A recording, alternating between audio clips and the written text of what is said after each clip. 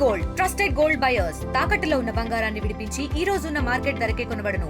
మరిన్ని వివరాలకు సంప్రదించండి 7710 కేంద్ర ప్రభుత్వం సోలార్ ప్లాంటేషన్ గురించి తీసుకున్నటువంటి స్కీమ్ ఏదైతే ఉందో, రైతులను రాజు చేయాలనే కాన్సెప్ట్ ఏదైతే ఉందో మంచి ఉద్దేశమే, మేము దాన్ని వ్యతిరేకిస్తలేము.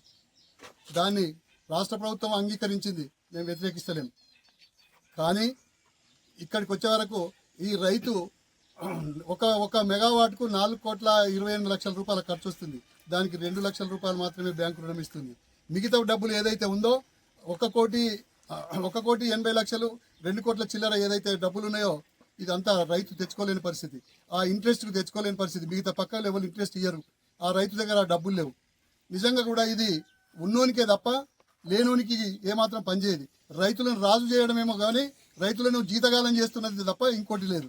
ఇలా ఉదాహరణకి ఇదే స్కీమ్ సక్సెస్ కావాలంటే పక్క రాష్ట్రంలో బీజేపీ పాలిత ప్రాంతమైన పక్క రాష్ట్రాలలో కేంద్ర ప్రభుత్వం 30%, రాష్ట్ర ప్రభుత్వం 30% ఇచ్చి 40% ఏదైతే ఉందో బ్యాంకులో 30% బ్యాంకులోని ఇచ్చి 10% రైతులు పెట్టుకొని ఆ రకంగా లబ్ధి పొందితే చాలా మంచి రైతులు రాజవుతున్నారు అనేది వాస్తవం.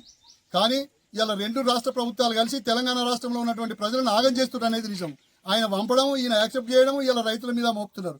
ఇలా రైతు ఉన్న భూమి లేని భూమి ఇది ఎంతో లాభం ఉంది, ఇదేదో ఉందని చెప్పేసి ఇళ్ళకి పోతే రైతు ఆగమవుతున్నాడు తప్ప ఇంకోటి లేదు.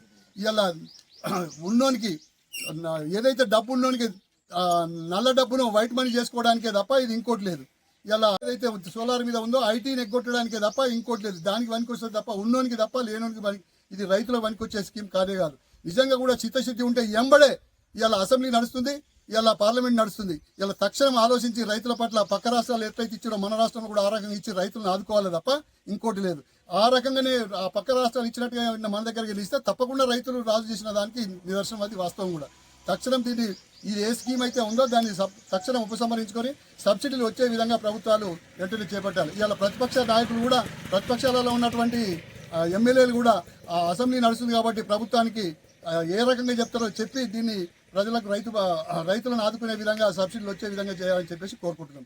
ఇవాళ బీజేపీలో ఉన్నటువంటి పెద్ద మనుషులు ఎవరైతే ఉన్నారో, కేంద్ర ప్రభుత్వంలో ఉన్నారో, కాంగ్రెస్లో అయినా బీజేపీలో అయినా కేంద్ర ప్రభుత్వం రప్పించి రైతులకు 30% సబ్సిడీ వచ్చే మన తెలంగాణ రైతులకు వచ్చే విధంగా చర్యలు తీసుకొని రైతులను కాపాడాల్సిందిగా విజ్ఞప్తి చేస్తున్నాం.